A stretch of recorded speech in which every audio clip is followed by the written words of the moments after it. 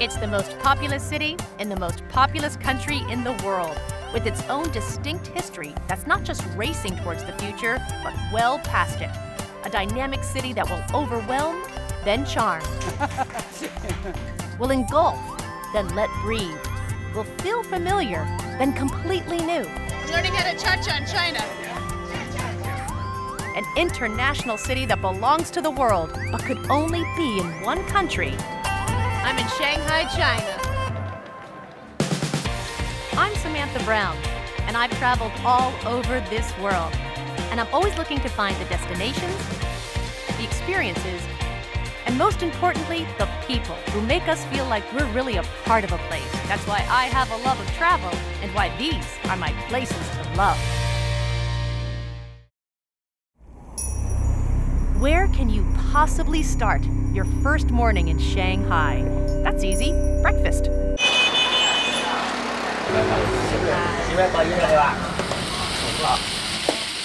I'm Jamie Barris. I'm originally from Tennessee, and I've lived in Shanghai for 10 years.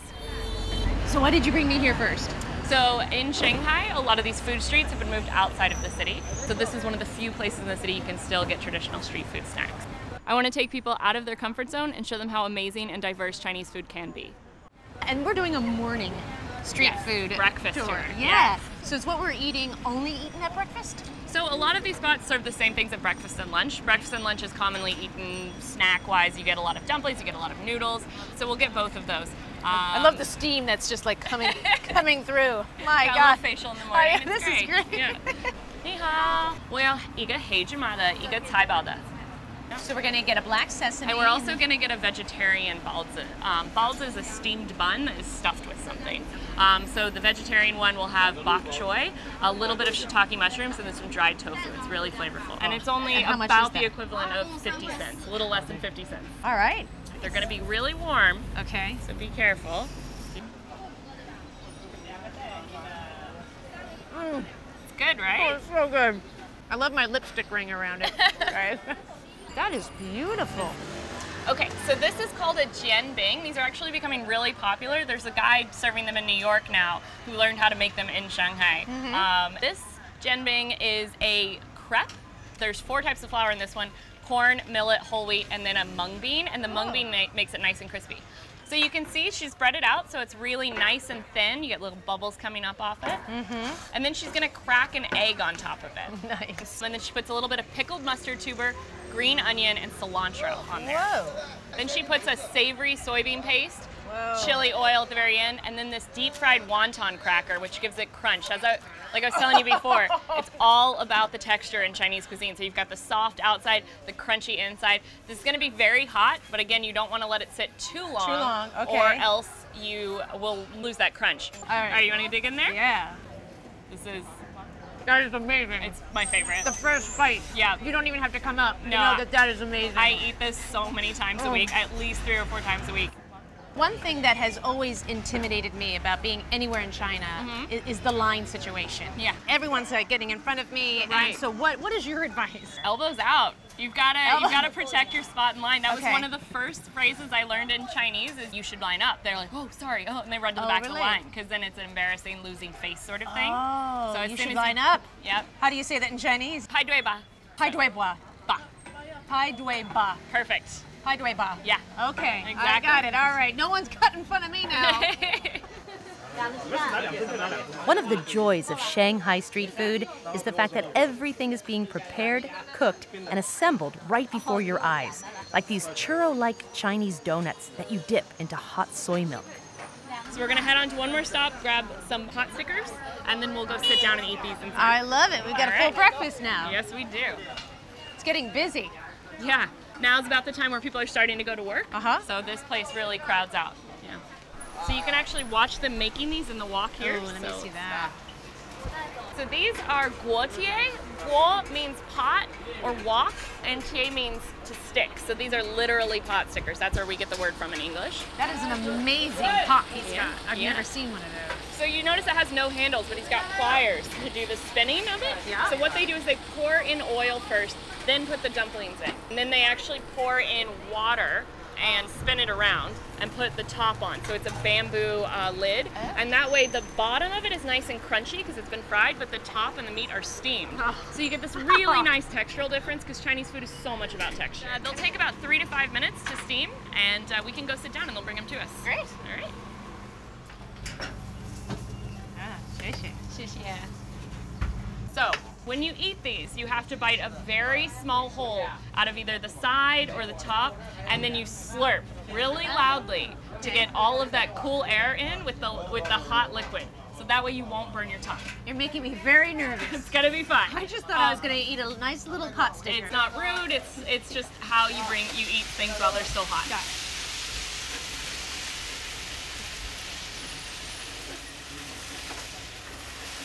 Okay, I got the opening. That's a big hole. Nice. That's great. And now. Yep. Is it ever rude for me just to pick this up with my hands and put it in my mouth? So you're fine because you're a foreigner. Okay. But Chinese people don't ever touch their food. Even if you go to you can like slurp all you want here, but you don't touch your food with your hands. So even when you're eating something like a burger, you know how like a burger will come wrapped. Yeah. You actually peel kind of like a burrito, where you just slowly peel the paper off of it and take a bite. Got And it. because you never ever touch food with your all hands. right. So basically, what you're saying is, I can look as ridiculous as I want eating with chopsticks, as long as I'm eating with chopsticks. Yeah. No, Chinese people will always just be really impressed that you're even trying. Okay. No. Impressive.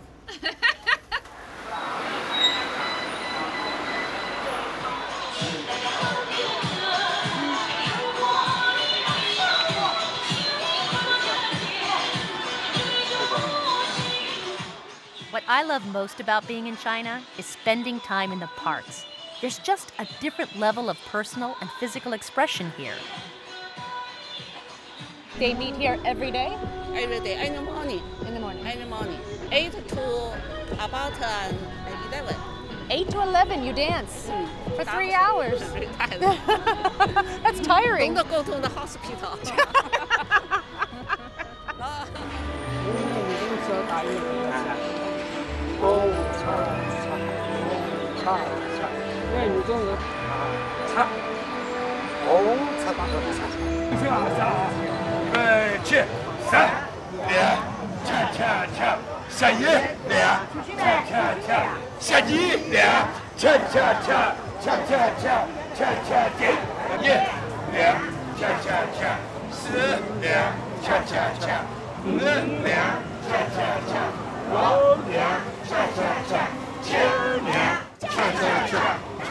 Sure, why not?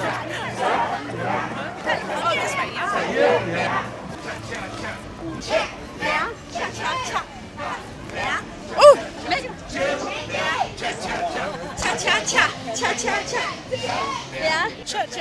I'm learning how to cha-cha in China.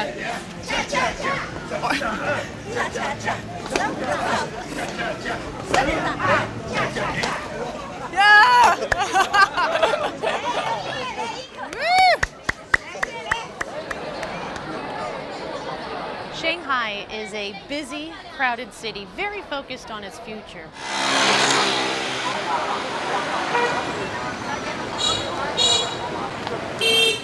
But it also has these peaceful, lazy, utterly charming spaces. This is the French concession, and it's known for being tree-lined and full of cafes and boutiques and little restaurants, and it has been this way for 170 years.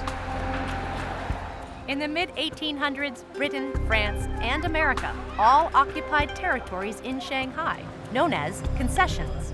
The French concession saw its height in the 20s and 30s and was the home of artists, intellectuals, and revolutionaries from China and all over the world. This is the building where in 1921 the very first meeting of the founders of the Communist Party in China took place. Present at that meeting, a young Mao Zedong, who would later become a central figure in the founding of modern China.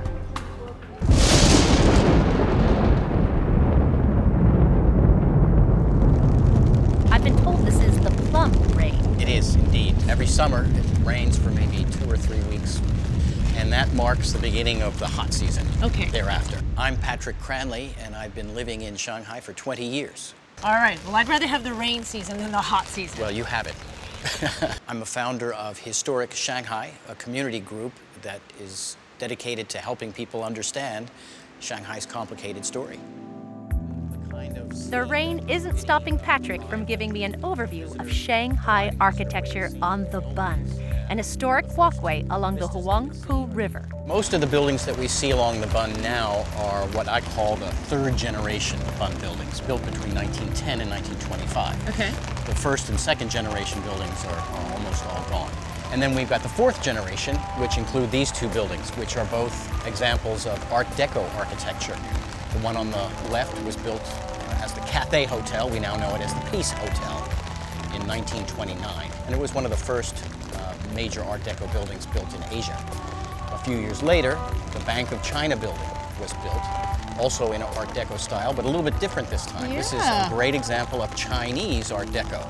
During this period, in the 1930s, the government of China, under Chiang Kai-shek, the so-called nationalist government, wanted to accentuate their Chinese pride. Being on the Bund, you wanted to make a statement, right? Oh, absolutely. Is there an ego going on here? Is there like, you know, oh, this one was built, so I'm going to build this one and that sort of thing? They definitely wanted to make a statement, and they spared no expense. So how long did it take to build all these buildings along the Bund? There are buildings from the 19th century all the way up until the late 1940s on this side. And then this changes everything. Well, that's right. You know, Shanghai was under a deep freeze for about 40 years between 1950 and 1990. Very little was built and very little was torn down.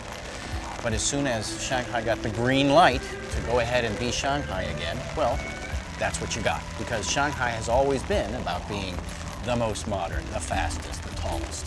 You see the building with the red globes there? Yeah.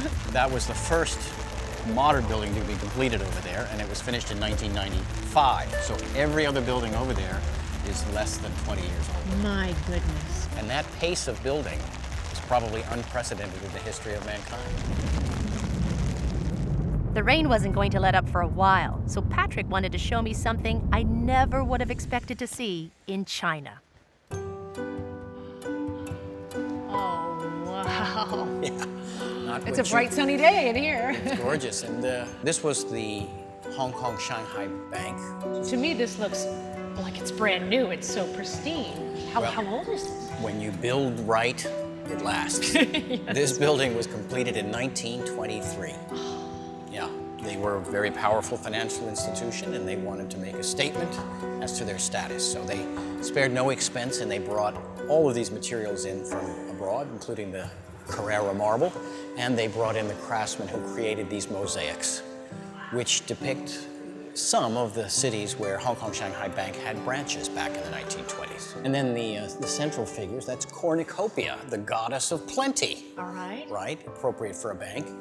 So these cities depicted in this rotunda here just represent some of the most exciting cities in the world. And you live in one of them, Shanghai. And that was a choice. Sure. Why did you want to live here? Well, my academic background was in China studies, and I've lived in some of these cities around the world, but Shanghai is special to me.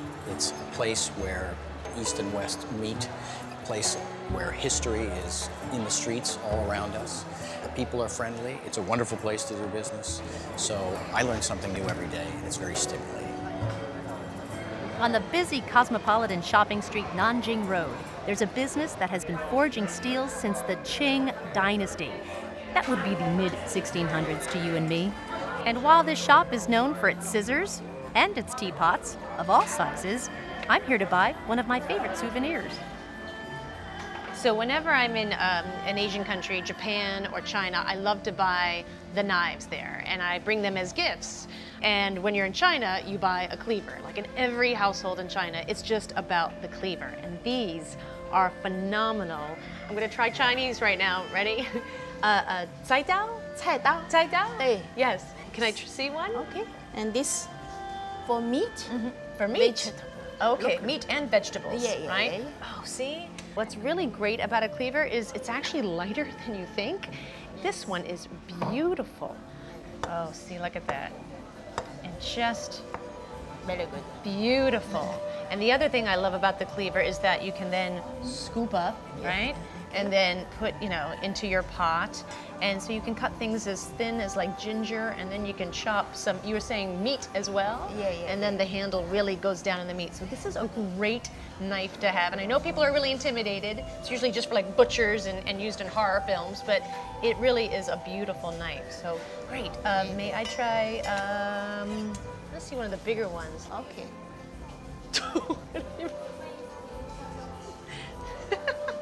I mean, come on, right? This is the kind of cleaver that makes husbands nervous. And then this one down here, this is like a $10 cleaver. All the bone, bigger bones. Bigger bones. Bigger bones. Bigger bones are too heavy. Bigger bones. Oh my gosh. Wow. That's like, this is like 2 pounds right here. That is a solid piece of steel. Bigger pig. Bigger pig for bones. Okay. This is for the pig. Yeah, pig. Okay. Bigger pig bones. Since I didn't really need a 2-pound cleaver for bigger pigs, I went with my first choice, the Tsai Dao. And for only $22, it was a steal.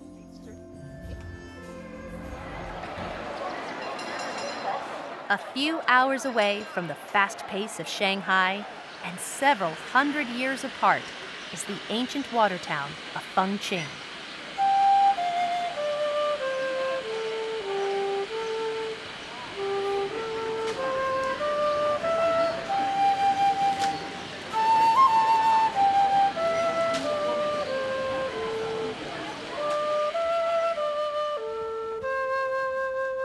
Fengqing was established over 700 years ago, and even though it's now been reconstructed and it's really a tourist destination, it does give you an idea of what things looked like back in ancient times. And of course, Shanghai is this modern city, and it looks Western in a lot of its parts, and so this is where you can come and get your ancient Chinese scenery fix.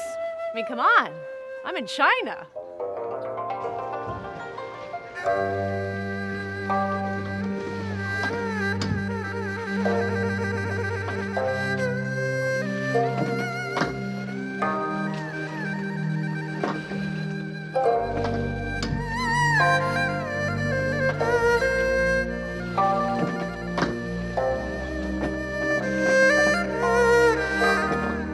Part of the magic of coming to these ancient water towns is, of course, getting on a boat and just sort of floating around through the canals here, and it gives you this dreamy perspective. Just realized something. I'm on a slow boat in China.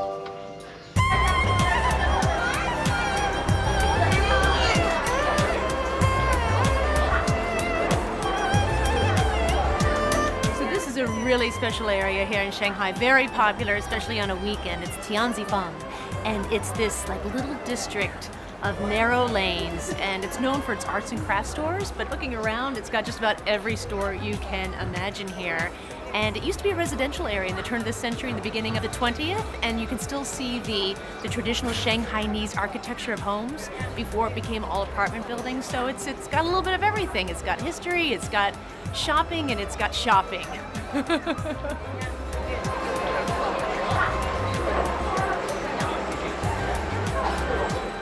After seeing those beautiful scissors in the knife shop, I jumped at the chance to see them in action in a gallery here in Tianzifang.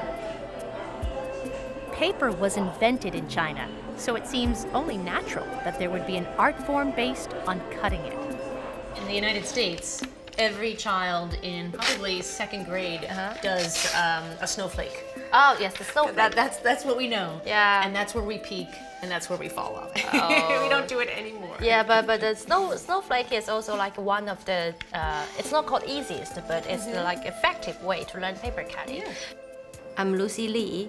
I'm 3rd generation of Shanghai paper cutting artist.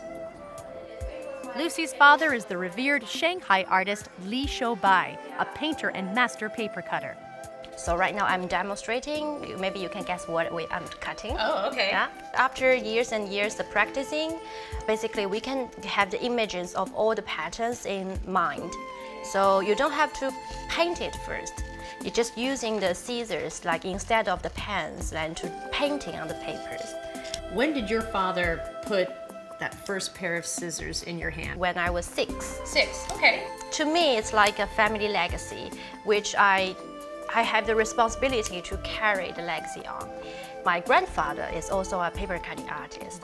Is this an art form in China that is still vibrant? A lot of artists are doing this, or is this sort of endangered? It's not that popular right now because it's not quite useful, we say. It's not quite useful in our lives. But as for myself, I love paper cutting. It's like a very beautiful technique in our lives, and it should not be forgotten by our contemporary high-speed fast life. Finish, and if we open it, you will find this is like a pair of the mouse. That's amazing. And especially, just why we say the negative part is also useful, just like this. Oh, of course. This is the negative part, and that is the positive part. I think paper cutting is not only a skills, it's memories. It holds the dreams that related to the Chinese thousands of years history.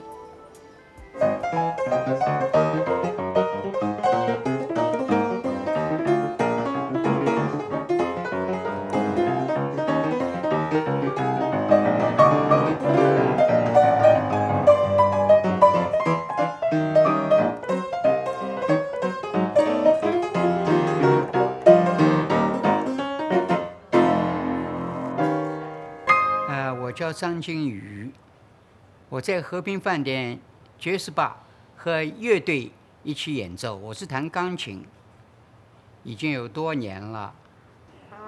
The Peace Hotel, which we saw earlier on the Bund, founded its jazz band in 1929. At the time, it was the hottest ticket in town and one of the places that made the city of Shanghai the place to hear jazz in all of Asia. So have you ever been here to hear the oldest jazz band? Of course, they're fantastic. Yeah. They're so much fun. Yeah, it's something you have to do while you're here. Right? Yeah, definitely. Most of the band has been playing together since the 1980s, and although some of the songs feel a little scrappy, they're played with love and joy. And the old jazz band is a unique slice of Shanghai lore that we can all be a part of. Right? May I ask you how old you are? Is that rude? Yeah. 78 or 79. See, when I tell my age, I go down. Not clear to me.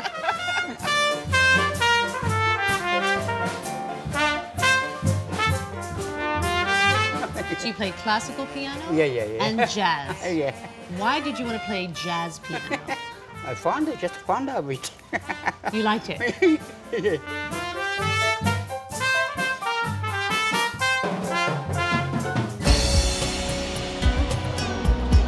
上海人呢比较讲究，特别是老上海哦，像我这个年纪，上海这个风土人情啊，比较是长久，一直延续到现在。